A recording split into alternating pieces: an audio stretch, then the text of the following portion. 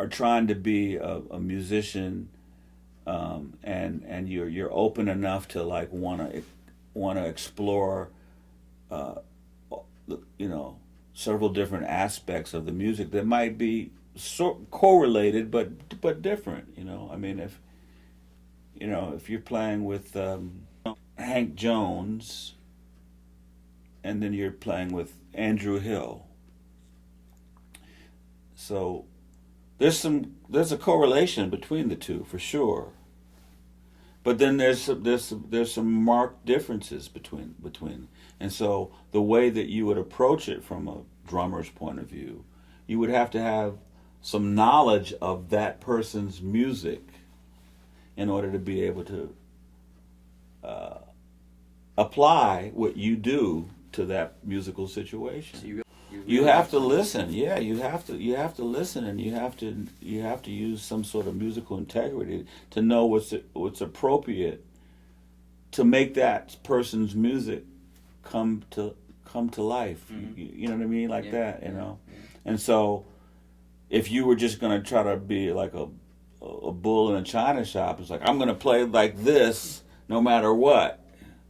Then chances are you're not going to last too long. Yeah. You know what I mean? Yeah. And that's not a professional way of approaching it. That's kind of a egotistical way of maybe approaching it, and that doesn't do anybody any good. Why bother if you don't want to make a positive contribution to it? Right. You know what I mean? Why bother? Why? On such a universal, like Miles Davis is just he's iconic, man. It's like Duke Ellington and Louis Armstrong. He's in that pantheon of just iconic. Yeah. I mean, I don't know if he would put himself there, but I certainly do. But then there's people that are that maybe aren't quite as known. Drummers that aren't quite as known as the Max Roaches and Art Blakey's of the world. There's all kinds of drummers that don't have that same kind of cachet. Like we were talking earlier about, like a Boston drummer, like Clifford Jarvis, or somebody like that who's a drummer that I really really like, or Alan Dawson or Lenny Nelson. Those Boston lineage of drummers, and because of the fact that maybe some of them didn't ever really leave their town that they came up in, but they were unbelievable drummers. I mean, Alan certainly was very well known, not only as just an educator, but as one of the great drummers from having recorded with so many different people over his span of his career. But Roger Humphreys says so. Yeah, now he's a guy that came to New York and made quite a contribution with Horace Silver and things, but then he went back to his hometown and spent more time there than he did in New York. There's a lot of guys that kind of were here and did their thing and then split. Like Roy Brooks is a guy like that. Roy McCurdy. He didn't go back to his hometown, but he went out to L.A. But he was in New York. He was unbelievable, great drummer.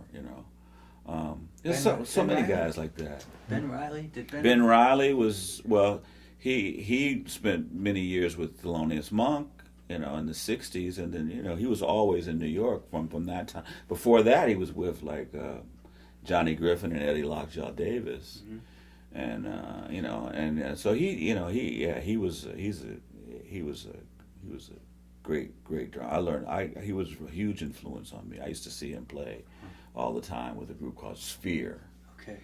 And I used to see him I'd see him at the Vanguard. I'd see him at Bradley's with like Kenny Barron and Buster Williams or Ray Drummond, and he was a huge influence on me in terms of the way he played the cymbal, the way he played the ride cymbal, and the way his use of his use of, but the inaudible use of the sock cymbal. Yeah, and he was a really nice cat. He was a really great guy, and I got a chance to, befriend him, be friends with him, because, he was around, so he was around all the time. Those people like that were around. Billy Higgins, he was just around, Yeah. You know what I mean? He's another one that was, his contribution to the New York scene was for, I don't know, 25, 30 years, but then he went back to L.A., or, you know what I mean? Yeah. So, Frankie Dunlop, was he? Frankie Dunlop was here. Yeah, I met him twice. Well, I met him like when I was in college. He came to my school with a Lionel Hampton band, and then I met him another time. I was working with Horace Silver, and he came to the gig, and I met him. Horace Silver introduced me to him. Wow.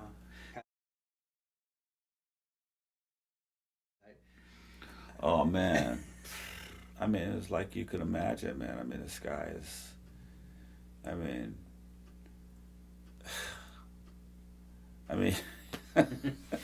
Yeah. I mean, he's like like one of the greatest musicians, one of the greatest saxophone players, one of the greatest improvisers. Yeah. If not the greatest of those categories. I mean, he was just, so, and then you just think about everything that he's done, and, being a drummer, you sometimes when you play with these people, you think about the lineage of the drummers that they've all played with.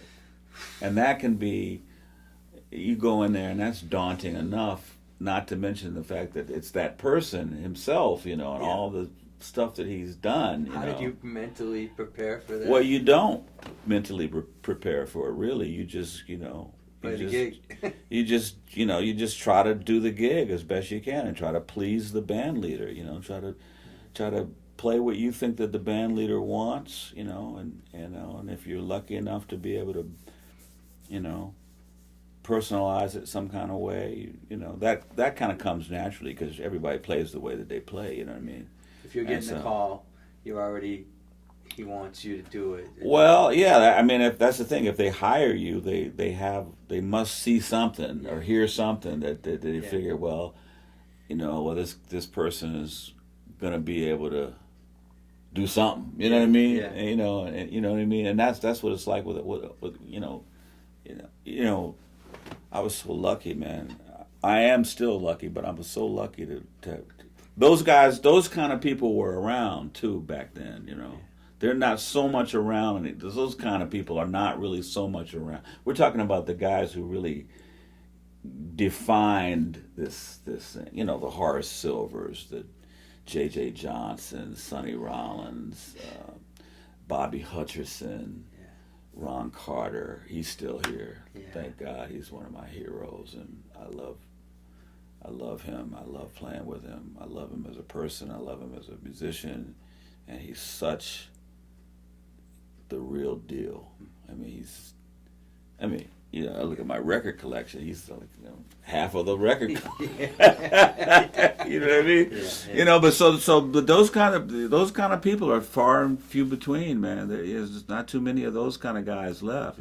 Joe Henderson, Freddie Hubbard. Yeah. Andrew Hill. Oh man, you think about those kind of people, man. They're So now for a young musician to find that kind of experience and a place to apprentice your wares, because when you play those kind of people, they don't have to say anything. They won't say do this, do that. It'll just be. You'll do what if you have some kind of like sensitivity, you'll do what is best. Mm-hmm. And you won't do what is not going to be good. Mm-hmm. Because then they might say something if something's not working, or you might just be gone. Mm-hmm. Some people they're not confrontational. They'd rather just, that's not going to work, so I'll get somebody else, right, rather than try to, Yeah. You know what I mean? Yeah. So I think in my experience, most of the people have been like that. More like, if it's not happening, you just won't be there the next time. Mm-hmm. You know what I mean? Mm-hmm. as opposed to trying to, you know, make you feel bad or start something, you know, this, that, the other. Right. And then some people can say things to you, but in a way so that it's not offensive. It's just, you know, it's enlightening.